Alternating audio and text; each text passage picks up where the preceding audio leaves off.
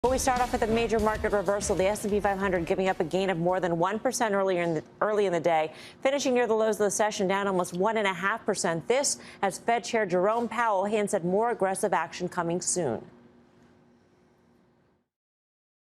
There's something in the idea of front-end loading whatever accommodation one thinks is appropriate. So that does point, that points in the direction of 50 basis points being on the table. Certainly, we make these decisions at the meeting, and we'll make them meeting by meeting. But I would say that 50 basis points will be on the table for the May meeting.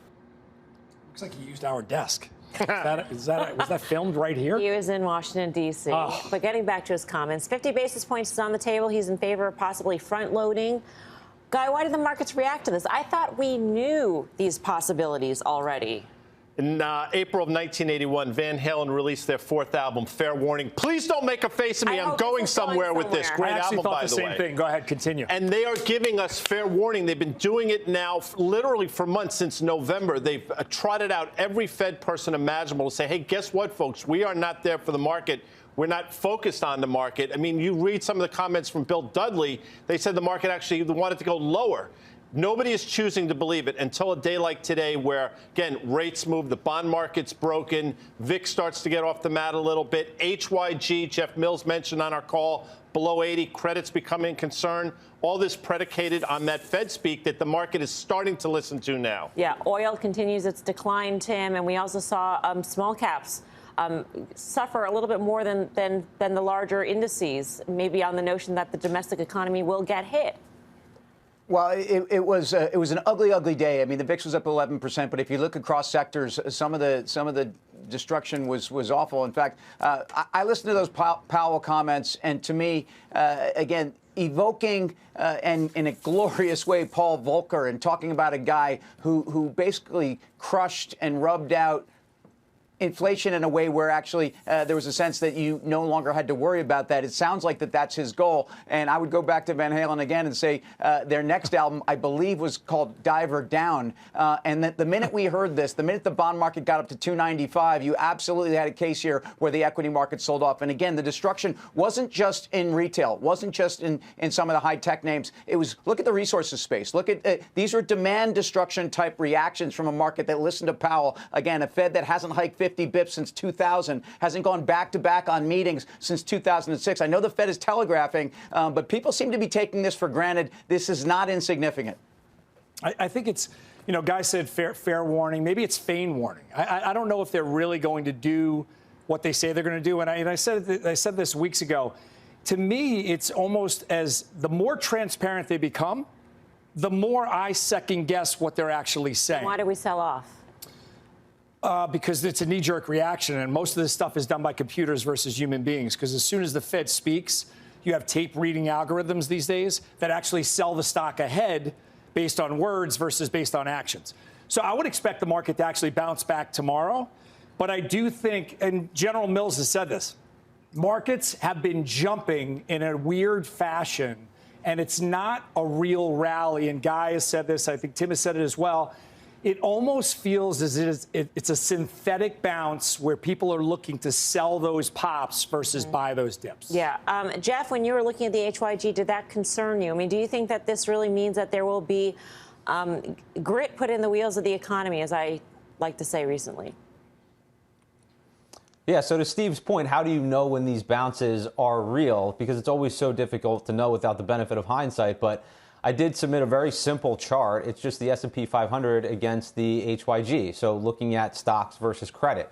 And exactly what happened in February. So you saw a bounce in the stock market, but credit continued lower. What you've seen recently is a bounce in the stock market and credit continue lower, HYG plumbing new lows. So without that confirmation in credit, I do think that's exactly what's going on. You're seeing this knee-jerk reaction in stocks. You're getting oversold bounces. But the bond market is telling you that they're concerned about the Fed and they're concerned about the trajectory of the economy. But in terms of what's going on in the market, and don't we know that 50 basis points is coming? I think we generally do. But the question is it properly reflected in asset prices? And I saw an interesting stat this week.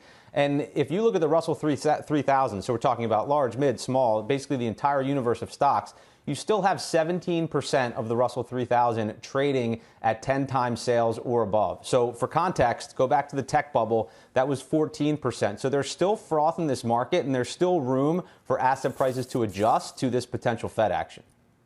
I will play the optimist on the panel tonight. That's a stretch. Guy, I know. This is one of my best roles here. So, Guy, we've gotten a number of data points so far in earnings season when it comes to guidance. So is really the story of the economy a Delta Airlines, a Tesla, and a Procter & Gamble? In which case, does it matter if we do 50 or we front load? Because all these companies are giving guidance knowing that those are all possibilities. That's a wonderful question. It matters for the market. I don't think it matters for the economy. I think the economy is probably suitable, strong enough to be able to handle it. We're terrified of it, but I think the economy can handle it. I don't think the market can handle it. That's the difference. And the economy and the market are two different things. We've learned that the hard way over the years. And you're right. A lot of these companies are telling crazy stories. The 3 CEOs of airlines were outright giddy over the last couple days, right? So, yes, I think the economy is saying one thing. Yes, I think the economy can handle 50 basis point hike. I don't think the market can. Well, how about this? What's going to happen during the next downturn? They have nothing to do. So that you almost are backed into a corner. We all know the inflation risk. But what happens during the next downturn? They have zero dry powder. And I've said this before. There's no such thing as a soft landing where the Fed is right now. They have to create a recession. And I know people push back against that. But to me, that's the base case, not the bear case. That's the assumption that front-loading monetary policy hikes or tightening will create a recession. There are actually some people out there who think that even if we tighten by 50 or 75 basis points or 100 over the next couple of months, the economy will not go into a recession, and we will have dry powder at that point. So then the problem is, as Bullard says, they have to tighten even further because they have to create some sort of demand shock in order to squash whatever inflation is going on right now. So your base case assumption right now is a recession? Yeah, my base case is a recession right now. And also, what about the balance sheet? Do we have any clue how much that is equated to as far as hikes? What's the tightening ratio on that? I've heard 25 bips. I've heard 50 bips. But the reason why the market is playing Sybil here, up and down, is because no one knows what it truly is yet. Well, I would love to know from Powell if he thinks front loading includes what's going on with the balance sheet, Tim. I think that is a big question here. I think there are two different things, and I think there's more inflation attached to the balance sheet than there is actually to the interest rate curve. And I think we've proven that Q1 through Q4. Again, Powell was out there saying economies don't work without price stability. There's a lot of concern around that. This is a Fed, and I've said this about Powell before. I think people don't understand that he is a much more of a dyed-in-the-wool hawk than he has been playing on TV. And I think this is a dynamic. It gets back to, though, what are we willing to pay for stocks in an environment where we know interest rates are moving higher and a balance sheet is going lower? There was many arguments, including Tina, and that was probably the biggest one, which was that you had to own stocks. You had to get pushed out the risk curve. Again, the Federal Reserve was inducing people to take risks. That's what they wanted. They don't want that now. There is no Fed put under the market, and I do think equities are trading that way. Look at the higher tech, and again, I would go triple Qs. My ratio would be, look at the ratio of triple Qs to the S&P. Triple Qs have underperformed the S&P by almost 6% in the last 12 sessions. The higher beta view of that is looking at the semiconductors or the SMH ETF. And look at that against the SPY or the S&P. Over the last 16 days, down almost 11%, especially as the Fed discussion has gotten a lot more intense. So what is the adjustment that needs to be made in the market, Jeff Mills? I mean, you said that there's still a lot of froth there, and it's interesting because we've seen some of these banks come out and trim, and I mean trim, their EPS estimates for the S&P 500 for the year. We just had J.P. Morgan trim by $5 on the year, which is really not that much. I think it was down to 230 or 235 or somewhere around there. So how much more adjustment do we need here in your view?